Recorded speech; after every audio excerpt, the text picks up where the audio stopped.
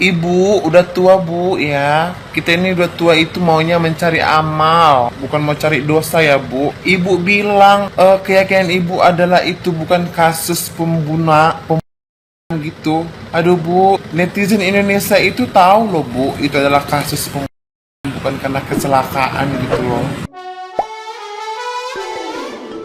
Hola netizen yang tercinta. Di tengah kasus Vina Cirebon yang masih menjadi sorotan, beredar di media sosial video pengacara Saka Tatal Ibu Titin yang disebut-sebut kesurupan arwah Vina. Sebelumnya juga beredar video Linda kesurupan Vina Cirebon yang mengungkap kronologi dan para pelakunya pada 2016 lalu. Linda adalah teman Vina yang disebut jadi saksi kunci peristiwa tersebut. Sementara video Ibu Titin yang disebut kesurupan mengungkap cerita berbeda. Pada video yang diunggah oleh salah satu akun, Ibu Titin mengungkapkan Vina Cirebon ingin menikah dengan kekasihnya Eki yang juga menjadi korban. Tidak hanya itu, Ibu Titin juga mengungkapkan bahwa Linda tidak benar-benar kesurupan arwah Vina Cirebon beberapa waktu lalu. Sayangnya, sejumlah netizen justru beranggapan pengacara Saka Tatal sedang bersandiwara seolah dirinya juga kesurupan arwah Vina Cirebon seperti Linda. Mereka tidak percaya pengacara Saka Tatal benar-benar kesurupan. Pasalnya, dia juga terus-menerus mengatakan kliennya adalah korban salah tangkap 2016 lalu. Seperti yang diketahui, Saka Tatal salah satu orang yang ditetapkan sebagai pelaku kasus Vina Cirebon dan sudah menjalani hukuman penjara 4 tahun. Dalam berbagai kesempatan, Saka menyebut dirinya adalah korban salah tangkap polisi. Selama penyidikan, dia dipaksa mengaku sebagai pelakunya. Nah, gimana nih menurut netizen yang terhormat? Silahkan berkomentar ya. Saya ada pesan untuk Anda, pengacara inisial ST. Saya tidak perlu menyebutkan nama Anda. Tolong jangan membuat seluruh satu masyarakat Indonesia itu panas dan geram karena Anda. Karena Anda tidak akan tahu apa yang akan Anda dapatkan jika Anda menambah emosi dan memperkeruh suasana, khususnya menghalangi tujuan kita semua dalam menyelesaikan kasus Vina. Apabila bukan bagian Anda untuk dimintai keterangan, apabila bukan bagian Anda untuk berbicara, tolong shout out your mouth, grandma. Biarkan klien Anda ST itu berbicara dan biarkan si ST itu mengungkapkan semuanya. Kenapa Anda begitu takut? Apa karena Anda tahu dia tidak bisa berbicara? Apa karena Anda tahu ada sesuatu yang disembunyikan dari kasus ini? Dari segi dia mengakui dia tidak mengenal korban dan dia adalah korban salah tangkap aja, itu sudah salah. Dan Anda menjadi pengacara orang yang memang bersalah, sudah menjadi pengacara orang yang bersalah, dan Anda tantrum sendiri di acara live tadi malam. Dan teruntuk ST,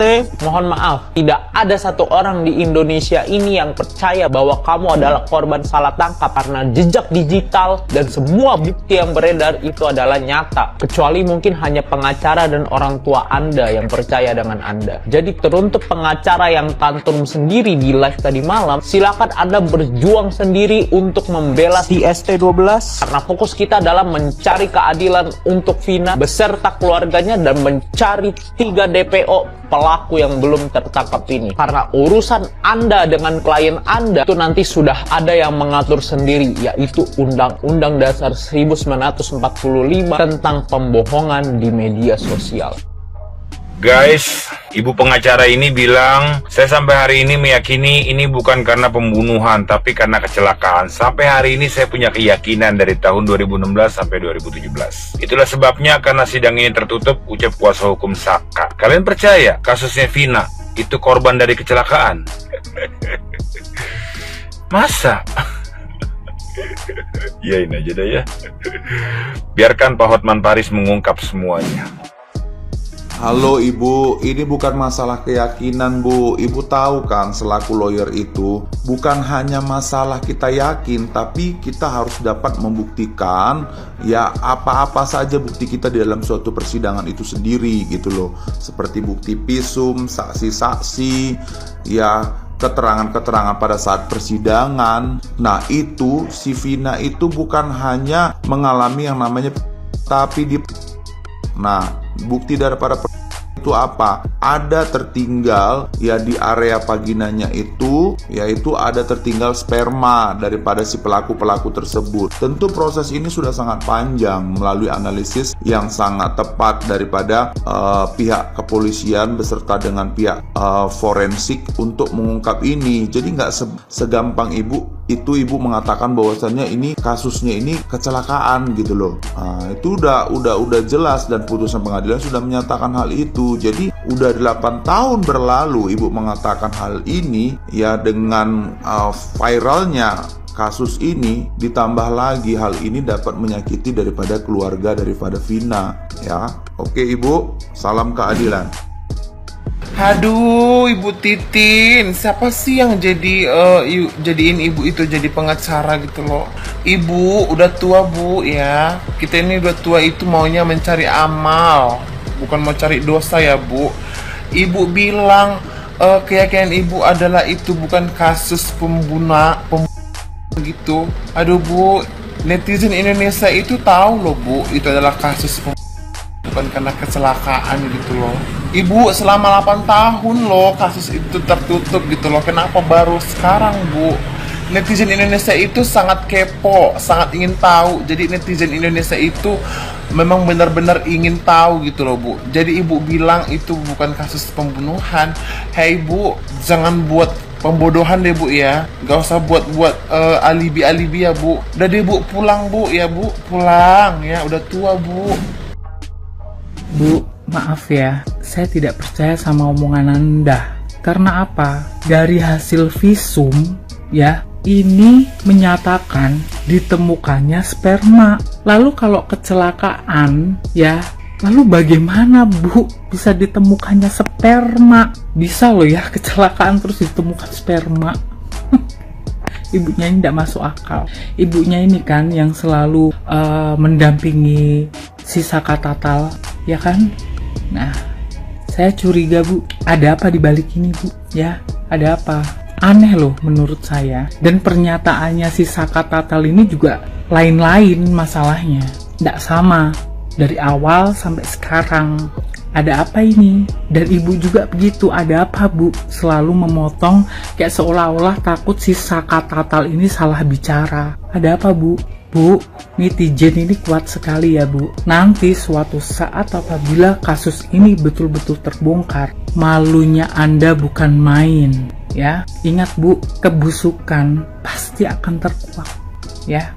Mau kesalahan sekecil apapun yang diketahui si Saka Tatal ini pasti akan ketahuan ya. Ingat bu, yang namanya keadilan itu pasti akan menang ya. Apalagi kasus ini sudah lama dan ini kembali viral lagi karena netizen. Netizen ini kuat sekali. Apalagi nanti ada mungkin ya, itu yang lagi viral ini kan hacker-hacker juga tuh ya.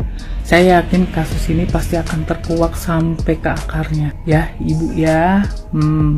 Kamu mau nutupi sesuatu bu, nggak apa-apa, silahkan bu. Tapi suatu saat kalau sudah terkuak, malunya Anda bukan main ya. Terima kasih. Tragedi Vina terjadi pada tanggal 27 bulan 8 tahun 2016. Pada awalnya tragedi Vina ini dianggap sebagai kecelakaan tunggal lalu lintas. Lalu kemudian temannya Vina kesurupan, dan kesurupan ini dijadikan landasan untuk melakukan penyelidikan yang menghasilkan keputusan seperti sekarang ini. Kalau mereka menjadikan kesurupan sebagai landasan untuk melakukan penyelidikan, maka kita akan menjadikan ayat dari Al-Quran dan Alkitab sebagai landasan untuk mengawal kasus ini. Yang pertama, di Al-Quran surat ke-8 ayat ke-27 bahwasanya para pejabat diminta untuk amanah dengan jabatannya ini. Siapa tentu yang amanah, yang harus menjaga amanah ini? Ya Kapolres yang menjabat pada saat itu. Karena kalau tidak amanah, maka dalam ayat dalam Alkitab, maka tanah ini akan tetap menjadi tanah darah.